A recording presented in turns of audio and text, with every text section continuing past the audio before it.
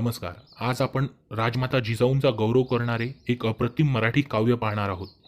यशवंत दिनकर पेंढारकर म्हणजे कवी यशवंत यांनी लिहिलेल्या छत्रपती शिवराय या खंडकाव्यातील हा एक भाग आहे. कवी यशवंतांना महाराष्ट्र कवी म्हणून ओळखले जाते. त्यांच्या गाऊ त्यांना आरती आणि स्वामी तिन्ही जगाचा आई विणा भिकारी ह्या कविता आपल्या सर्वांच्या परिचयाच्या आहेत. आज आपण जी कविता पाहणार आहोत त्या कवितेत जिजामातेचे महात्म्य एका अनोख्या काव्यमय शैलीत वर्णन केले आहे. प्रसंग आहे शिवाजी महाराजांच्या राज्याभिषेकाचा.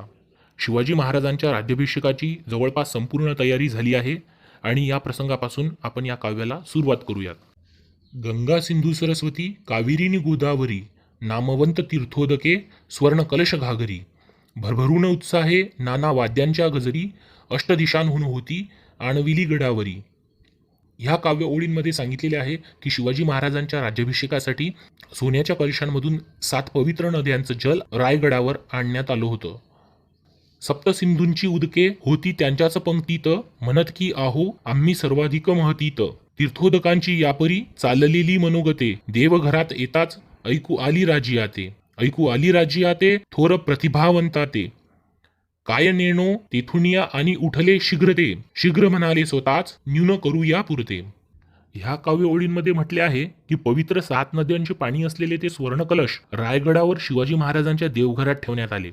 त्या कलशांमधील पवित्र नद्यांचे जल एकमेकांशी बोलू लागले आणि आपण सर्वाधिक पवित्र आहोत असे इतरांना सांगू लागले. जेव्हा शिवाजी महाराज देवघरात आले तेव्हा त्यांनी हा संवाद ऐकला आणि हा संवाद ऐकून त्यांना सर्वाधिक पवित्र असणाऱ्या गोष्टीचा विचार आला. सर्वाधिक पवित्र असणारी गोष्ट अजून रायगडावर नाही आणि हे न्यून पूर्ण करण्यासाठी ते स्वतः त्वरित निघाले.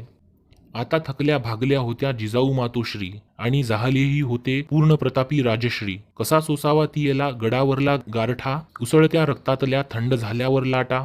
आता उरली नव्हती राजकारणाची चाड बरा पायथा वास्तव्या करी पसंत पाचाड. पूर्वी इच्छा मात्रे तिच्या बाहुवीरांचे स्फुरले इच्छा करण्यासारखे आता काहीच नुरले. पूर्वी तियेची वैखरी होती दिव्य उद्दीपन आशीर्वचनार्थ फक्त आता तिचे प्रयोजन.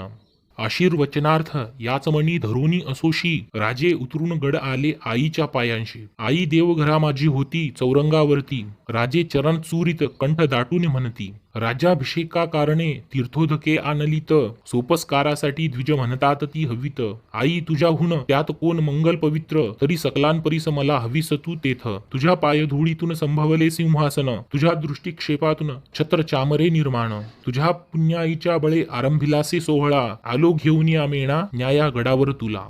ह्या काव्य ओळींमध्ये असे सांगितले आहे की जिजामाता आता वृद्ध झाल्या होत्या. जवळपास 76 वर्षांचं त्यांचं वय झालं होतं आणि अशा वृद्धापकाळात रायगडावर असणारा गारठा त्यांना सहन होणार नाही म्हणून त्या पायथ्याशी असणाऱ्या पाचाड या गावी राहत होत्या. त्यांच्या इच्छेमुळे आणि त्यांच्या प्रेरणेमुळेच हे स्वराज्य निर्माण झालं आणि आता वृद्धापकाळात जिजामाता शूरवीरांना फक्त आशीर्वाद देत होत्या. त्यांचे आशीर्वाद घेण्यासाठी शिवाजी महाराज रायगडावरून पाचाड येथे आले. जिजामाता तेव्हा देवघरात होत्या. शिवाजी महाराज जिजामातांच्या पायाशी जाऊन बसले. त्यांचे पाय दाबत त्यांना म्हणाले की राज्याभिषेकासाठी 7 पवित्र नद्यांचं जल आणण्यात आलेलं आहे.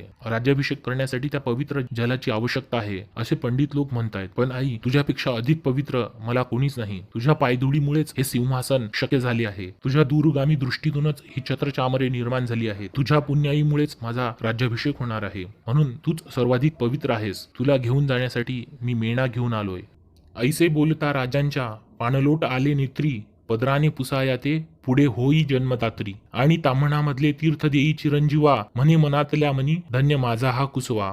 गंधाक्षतांच्या ललाटी त्यांच्या लावूनिया टिळा ओचा पदर उठता सावरून म्हणे चला. मायनंदन उठले देवा करून वंदन मेण्यामध्ये बसविती राजे मायेच नेऊन. चालू लागली पालखी भुयांसमवेत राजे त्यांच्या स्वागता नगारा गडावर हर्षे गाजे. या काव्य ओळींमध्ये सांगितले आहे की शिवाजी महाराज जिजामातांना अशा प्रकारे बोलले आणि त्यांच्या डोळ्यात पाणी आलं. शिवाजी महाराजांच्या डोळ्यातलं पाणी पुसण्यासाठी जिजामाता पुढे झाल्या. त्यांनी आपल्या पदराने त्यांचे डोळे पुसले. शिवाजी महाराजांना तीर्थ दिलं. त्यांना गंधाक्षताचा टिळा लावला. सावरून उठल्या आणि शिवाजी महाराजांना चला असे म्हणाल्या. दोघांनी देवाला वंदन केलं. शिवाजी महाराजांनी जिजामातांना मेण्यामध्ये नेऊन बसवलं आणि तो मेणा रायगड चढण्यासाठी निघाला. शिवाजी महाराज स्वतः त्या मेण्यासोबत पायी चालत गेले. या महान मायलेकांच्या स्वागतासाठी रायगडावर नगारा आनंदाने वाजत होता. छत्रपती शिवराय या खंडकाव्यातील हे एक अप्रतिम काव्य शिवाजी महाराजांच्या जीवनात जिजामाताचं स्थान किती महत्वाचं होतं हे या एका कवितेद्वारे आपल्याला कळून येतं. धन्य ते शिवाजी महाराज आणि धन्य त्या जिजामाता.